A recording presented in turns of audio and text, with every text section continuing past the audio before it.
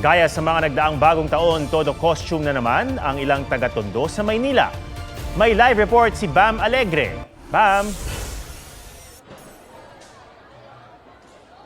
Atong, Happy New Year! Basta New Year party dito sa Tondo, talaga namang sama-sama hanggang magdamagan, pamorningan nga, ika nga. At nandito tayo ngayon sa Dagupan Street sa Barangay 155 sa Tondo, Maynila, kung saan isinasagawa nila yung kanilang taunang costume party. Ito yung kanilang paraan para magsama-sama. At ito nga, pinaglaanan ng oras, pinag-isipan, makukulay, malikhain. Minsan nga may kababalaghan pa nga yung tema at pakabugan talaga.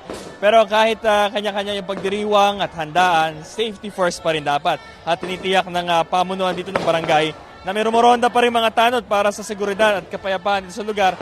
Of course, yung sitahin din yung mga bata na iwasan din yung pagpapaputok. So ngayon, medyo nasa semi-final round na talagang decision making na kung sino ba yung mananalo ng kanilang costume party. At yan ang slice lamang ng Tondo celebration dito sa Maynila. Bam Alegre para sa GMA Integrated News. Balik sa iyo, Atom.